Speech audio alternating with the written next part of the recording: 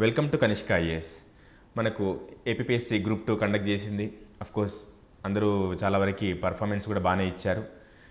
Result కోసం కూడా wait చేస్తున్నారు. సో అది అయ్యింది, ఏదో అయిపోయింది. ఇప్పుడు ఎగ్జామ్ ఎలా జరిగింది, లేకపోతే అది రేపటి నాడు రిజల్ట్ ఎలా ఉంటుంది, ఇవన్నీ తర్వాత సంగతి.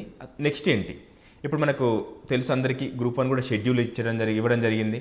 సో ఆ షెడ్యూల్ని బట్టి మనకు జస్ట్ ఒక 6 డేస్ మ్యాక్సిమం అన్ని అవి పోను ఒక 6 డేస్ మాత్రమే టైం ఉందని కూడా తెలుస్తుంది. సో ఇంత తక్కువ టైంలో గ్రూప్ 1కి ప్రిపేర్ అవ్వగలమా, అయితే ఎలాంటి ప్రిపరేషన్ అవసరం, సో వీటన్నిటి గురించి మనతో మాట్లాడడానికి academy director Mahender Reddy sir గారు ఉన్నారు. సో ఆయన అడిగి మనం తెలుసుకుందాం. సార్ నమస్తే సార్. నమస్తే సార్, గ్రూప్ 1కి చాలా తక్కువ టైము ఉంది. ఇది మామూలుగా చూస్తే ఇంత తక్కువ టైం అనేది ఇంతకుముందు ఎప్పుడు కూడా ఏ గ్రూప్ 1కి కూడా లేదు. ఈ గ్రూప్ 2 అభ్యర్థులు చాలామంది కూడా ఇప్పుడు గ్రూప్ 1కి కూడా క్వాలిఫై ఉన్నారు. వాళ్ళు కూడా మంచి కంటెంట్ ఉండి అంతా ఉంటారు. సో ఈ తక్కువ టైంలో వాళ్ళు ఎలా ప్రిపేర్ అవుతే ఈ గ్రూప్ 1 క్లియర్ చేయొచ్చు అంటారు? సో ఏపీఎస్సి గ్రూప్ 2 ఎగ్జామ్ అనేది అయితే పూర్తయింది. సరే, మిగతా విషయాలు ఏం జరగబోతున్నాయి, రిజల్టా లేకపోతే మళ్ళా ఇంకొకటా జ్యుడిషియరా, ఇవన్నీ మనకు సంబంధించినంత వరకు పూర్తి నాలెడ్జ్ లేని మాట్లాడకూడదు.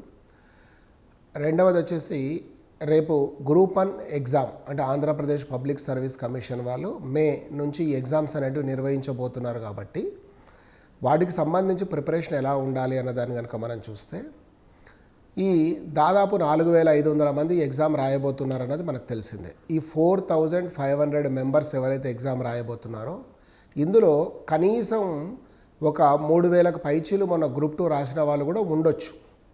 కొందరు ఆల్రెడీ గ్రూప్ 2 ఎంప్లాయీస్ ఉండవచ్చు, కొందరు సివిల్స్ వాళ్ళు కూడా ఉండవచ్చు.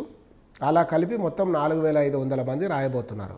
అంటే ఆల్రెడీ డిస్క్రిప్టివ్లో కొంతమందికి అనుభవం ఉన్నవాళ్ళు, కొంతమంది డిస్క్రిప్టివ్కు మొదటిసారి రాస్తున్న వాళ్ళు కావచ్చు.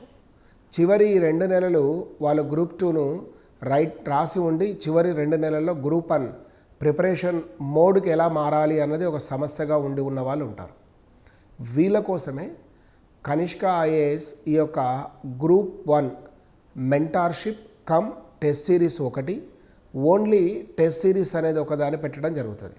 రాబోయే 60 రోజులు దాదాపు అంటే మార్చ్ 5 నుంచి మే 5 మధ్య ఒక 60 రోజుల పీరియడ్ 2 months తీసుకొని ఇందులో చివరి 5 రోజులు కనుక వదిలేస్తే మిగతా 55 రోజులలో మీకు ఒక 20 టెస్ట్లు అంటే ఒక గ్రాండ్ టెస్ట్లు 5 పేపర్లకు ఒక్కొక్క పేపర్ ఒకటి అంటే 5, మిగతా 15 అనేటివి జనరల్గా ఈచ్ పేపర్ నుంచి 3 టెస్ట్లతోటి ప్రాక్టీస్ చేయడం అనేది కుదురుతుంది.